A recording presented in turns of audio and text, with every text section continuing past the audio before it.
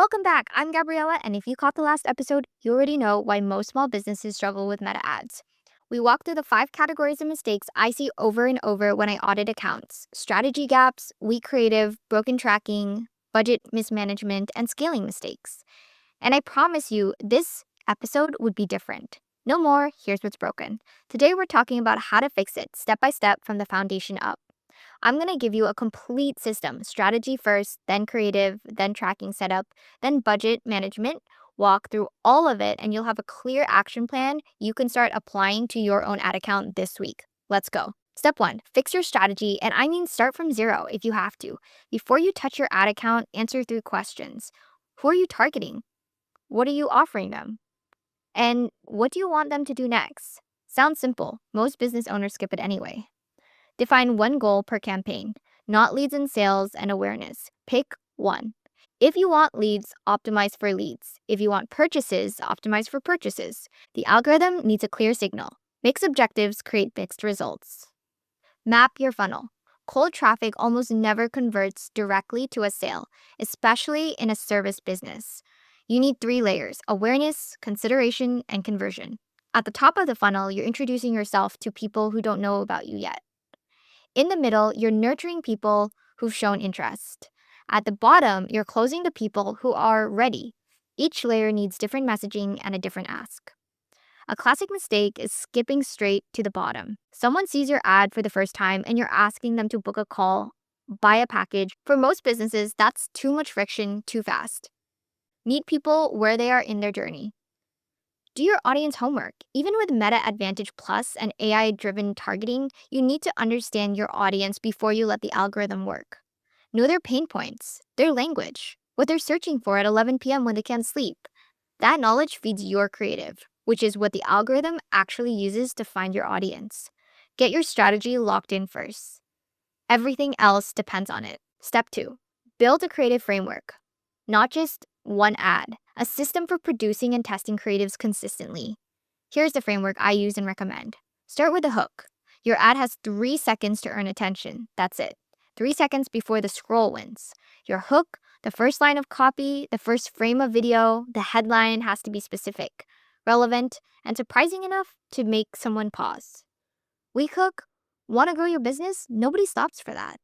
A stronger hook is, here's why your Facebook ads are burning money without you knowing it. That speaks to a specific fear. It earns the next 5 seconds. Lead with outcomes, not features. Your audience doesn't care what your product is. They care what their life looks like after they use it. Don't say our ads management. Include weekly reporting. Say you'll always know exactly where your money is going and what's producing it. Same thing. Completely different emotional resonance. Use authentic formats. In 2026, UGC-style content, user-generated content, outperforms polished studio creatives in most niches.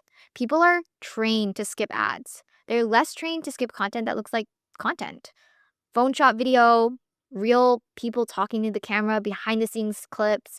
These formats feel native to the feed and get more attention. Build a testing rotation. I recommend testing at minimum 3 to 5 creative variations at a time. Different hooks, different formats, different call to actions. Never run a single creative for more than 4 to 6 weeks without introducing something new.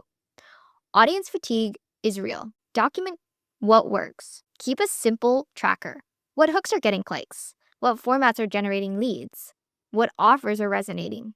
Over time, you build a library of creative intelligence specific to your business and audience. That is a competitive advantage. Creative isn't a one-time task. It's a recurring process. Build a system, not just the ad. Step 3, set up tracking correctly. This is the unisexy one.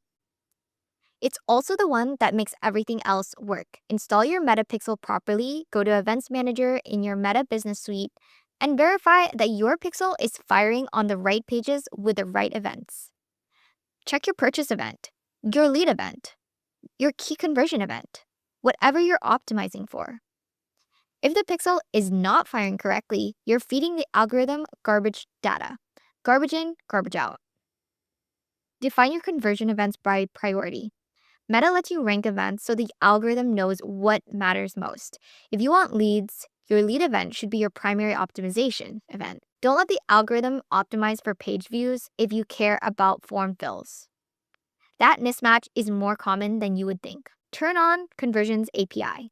iOS updates have reduced the reliability of browser-based tracking. The Conversions API sends data server-side, which is more accurate and less affected by browser restrictions. If you're not using it, you're likely underreporting conversions, which means your algorithm thinks your ads are performing worse than they actually are. Set up UTM parameters. These let you track in Google Analytics or your CRM, client relationship management, alongside Meta's native data. It also helps you see the full customer journey across channels, not just Meta's version of events. Reviewed attribution windows. Meta's default to a 7-day click, 1-day view attribution window. Understand what that means for your business. Some purchasers take longer than 7 days to close. If your buying cycle is longer, your attribution window may not be capturing all the conversions your ads are influencing. Track the right things and the data becomes your roadmap. Ignore it and you're flying blind. Step 4. Manage your budget intelligently. This is where patience becomes a competitive advantage. Consolidate before you expand. If you have a limited budget, don't spread it across 8 different ad sets. Consolidate into fewer campaigns with more budget per campaign. The algorithm needs approximately 50 conversion events per ad set per week to exit the learning phase. And if your budget is too thin, you'll be stuck in learning forever and performance will stay unstable. Give campaigns time to stabilize. I know it's hard. You launch a campaign, check it after 24 hours to see a high cost per lead, and want to turn it off. Don't. The first few days of a campaign are almost always the most expensive. The algorithm is learning, and if you kill it before it learns, you'd never find out if it had worked. Scale gradually. When you find a winning campaign, increase that budget by 20 to 30% every few days, but not overnight. Aggressive budget jumps reset the winning phase and often tank performance. Slow, steady scaling preserves performance and compounds results over time. Focus on cost per customer, not cost per click. $2 click that never converts costs more than a $10 click that becomes a $3,000 client. Always trace your metrics back to revenue. Set a testing budget separate from your performance budget. Don't test new creative and audiences with your best performing campaigns. Keep a portion of your budget dedicated to testing so you're always building the winning creative without risking your current results. Treat your ad budget like an investment portfolio. Diversify intelligently, give it time to grow, and make decisions based on returns, not emotions. Here's how the whole system connects. Strategy defines your audience, your funnel, and your goal. Creative communicates your message in a way that earns attention and drives action. Tracking tells you what is actually working, so you can optimize with real data, and budget management gives campaigns the time and resources to learn, stabilize, and scale. These 4 things are not independent. They depend on each other. A great strategy with weak creative fails.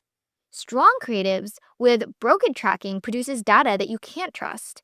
Good tracking with a budget too thin to learn produces noise.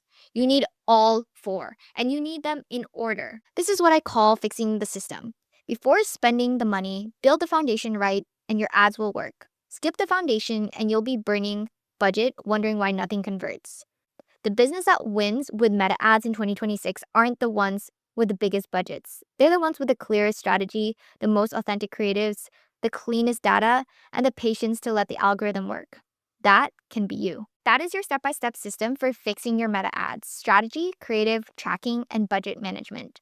4 steps that work together to build a foundation your ads can actually run on.